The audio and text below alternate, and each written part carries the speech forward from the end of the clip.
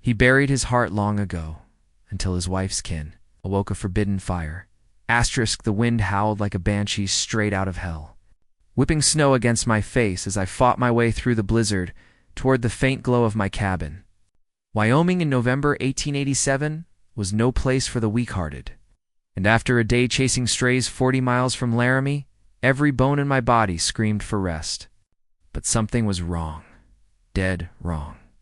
Smoke curled from the chimney, and a lantern flickered in the window, casting shadows that danced like demons. No one came out here uninvited. Rustlers, claim jumpers, or worse. My hand dropped to the Colt .45 at my hip. The cold steel, a familiar comfort in this god-forsaken territory. I kicked the door open with a boot, snow exploding inward as I leveled the gun. "Show yourself," I barked, my voice rough from the wind and 10 years of talking mostly to cattle. The room was warm, too warm. The fire crackling in the hearth, like it had been tended recently. And there she was, sitting in Amelia's old rocking chair. Her head bent over a leather-bound journal, a one-eyed buried in a trunk to forget the pain. Her raven hair spilled over her shoulders like midnight silk. And when she looked up, those piercing green eyes hit me like a gut punch. Eyes I'd stared into 1,000 nights in my dreams. Eyes that belonged to my dead wife. "Who the hell are you?" I growled, thumbing back the hammer, my heart pounding harder than it had in a decade. She didn't flinch, just closed the journal slowly. Her fingers delicate, city soft, tracing the cover like it was sacred. "I'm Sophia," she said, her voice steady but laced with an Eastern accent that didn't belong in this wild land. "Amelia's sister. And you must be Jack Harlan, Amelia's sister." The words slammed into me, stirring up dust from a grave I'd tried to keep sealed. I lowered the gun a fraction, but my muscles stayed coiled, ready for a fight. She looked so much like her, same high cheekbones, same curve of the lip that could smile like spring after a hard winter. But there was fire in her gaze, a wildness Amelia had never carried, like she'd been forged in a different flame. "What are you doing here? How'd you find this place?" "Her letters," Sophia replied, standing slowly, her wool dress brushing the floorboards. "She wrote to me about you, about this life, the raw beauty of it all. I had to see it for myself." She glanced at the storm raging outside. Though I didn't expect ... this. I holstered the Colt, but the tension didn't ease. 10 years ago, I'd buried my heart with Amelia in that frozen ground behind the cabin. Now here was her kin, stirring embers I thought were long cold. Guilt twisted in my gut like barbed wire desire. Flickering unbidden, forbidden. She was family, for God's sake. But in that moment, with the wind screaming and the fire popping, I felt alive in a way that scared the hell out of me. I shook it off, stomping snow from my boots. "You picked a fine time to drop in unannounced. Blizzard like this could kill a man or a woman fool enough to wander out here alone." I moved to the fire, adding logs, trying to ignore how her presence filled the room, how her scent-faint roses mixed with the crisp air reminded me of Amelia's. Perfume on our wedding day. Sophia watched me, those green eyes unreadable. "I didn't come to be a burden, Jack. I came because... ... Well, Amelia's words painted a picture of freedom I couldn't ignore. Back in Boston, it's all corsets and expectations. Here, it's real. Real. Yeah, real enough to break you." I poured coffee from the pot, handing her a tin mug without a word. As she took it, our fingers brushed, and a spark jumped damn near literal in the dry air. I pulled back quick, cursing under my breath. What was this? Grief playing tricks? Or something worse? Something that could unravel the walls I'd built to survive. That night, as the storm battered the cabin, I couldn't sleep. Lying on my cot, staring at the rafters, memories flooded back like whiskey burning down my throat. Amelia had come into my life like a sunrise over the prairies. A refined Boston heiress. She'd stepped off the train in Laramie with her silk gowns and pearl earrings. Turning heads in a town full of rough cowboys and miners, I'd been nothing, a battle-hardened rancher with calloused hands and a past scarred by the Civil War's echoes. But at that town dance, her gloved hand on my arm, She'd looked at me like I was worth something. Exactly why I want to hear it. 2 months later, she'd defied her family, trading opulent balls for our one-room cabin under the endless Wyoming sky. For 2 years, it was paradise. She'd hum while frying bacon, run to meet me at the pasture gate, her eyes sparkling with joy. "I never knew happiness could be this quiet," she'd whisper, head on my shoulder as the sun dipped gold over the grasslands. Then the winter of '77 hit like God's wrath.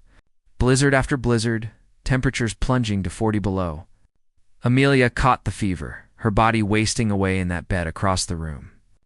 I'd ridden through hell to fetch a doc from Laramie, but by the time I returned, she was going to whispering my name, her eyes seeing angels I couldn't reach. I chiseled her grave with frozen hands, the earth as hard as my heart turned after. 10 years of solitude. 10 years of faithful mourning. And now, Sophia, stirring it all up. I glanced at her sleeping form on the spare cot, her breathing soft against the storm's roar. What was a man supposed to do when the past wore a new face? Morning broke gray and bitter, the blizzard easing to flurries. I rose early, saddling my horse for a supply run to check the herd. Sophia stirred, rubbing sleep from her eyes. "I'll come with you," she said, no room for argument in her tone. "You? In this weather? You'll freeze solid. I'm not some fragile flower, Jack." Amelia wasn't, and neither am I grunted, tossing her Amelia's old coat wool lined, still carrying a faint trace of her scent. "Suit yourself, but stay close." We rode out into the white expanse, the prairies stretching endless under a leaden sky. Sophia handled the horse awkwardly at first, her city posture stiff, but she gripped the reins like she meant business. "Tell me about her," she said after a while, her breath clouding the air. "The real her, not the letters." I hesitated, the words sticking like thorns. She was ... everything. Gentle but strong. Saw beauty in the dirt and sweat. Made this life feel like home. Sophia's eyes softened. "She loved you fiercely. Wrote about how you'd stare at the stars together, dreaming of a family. A pang hit me dreams we'd never realized." "Yeah, well, dreams die out here. We crested a ridge, and that's when it happened. A rumble like thunder, but from the earth. Rocks tumbled from the cliff above, a slide triggered by the melt. 'Ride!' I shouted, spurring my horse. But Sophia's mount reared, throwing her as boulders crashed down. I leaped off, dodging debris, heart slamming. She was pinned under a slab, her leg trapped, face pale with pain. "Jack, hold on." I dug like a madman, bare hands tearing at stone, ignoring the cuts and the cold. Rocks shifted, threatening to bury us both. Sweat mixed with snow on my brow as I heaved the boulder free.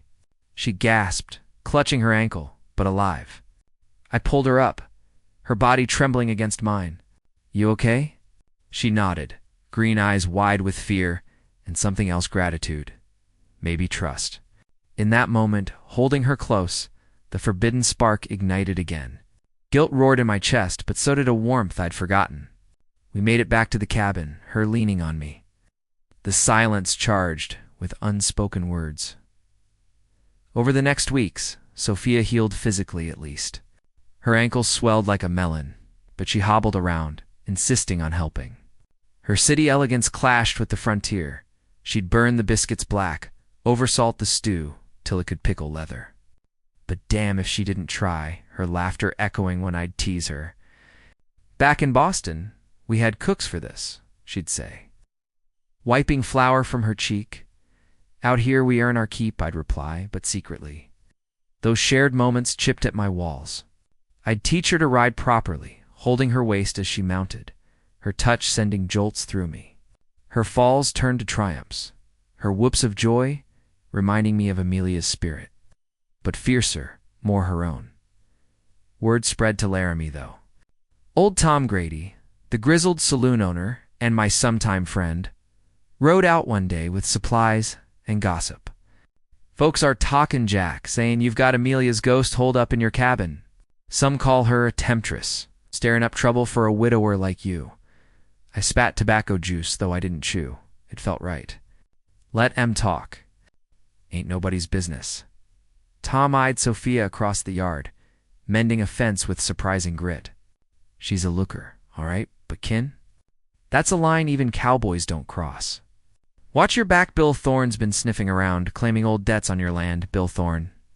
My ex-partner from the war days, a snake in boots who'd turned bitter after I bought him out fair and square. He'd always envied my spread, spreading lies to undercut me. Now, with Sophia here, it felt like kindling to his fire. That night by the hearth, Sophia and I shared a quiet supper. Her attempts at cooking had improved barely, but the warmth was real. "Why'd you really come?" I asked, staring into the flames. She set her fork down. Boston was suffocating. Amelia's letters were my escape tales of love that defied everything. I wanted that. And maybe to understand why she chose this over our world. Her words hung heavy. I saw Amelia and her the way she tilted her head, the spark in her eyes. Desire tugged at me, guilt pushing back. She chose me, and it killed her. Sophia reached across, her hand on mine. It gave her life first.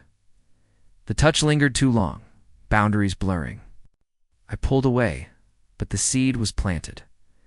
Dawn brought trouble. Rustlers hit the herd hard, shadows moving in the gray light. I grabbed my rifle, Sophia following with Amelia's old Winchester, her hand steady despite the fear.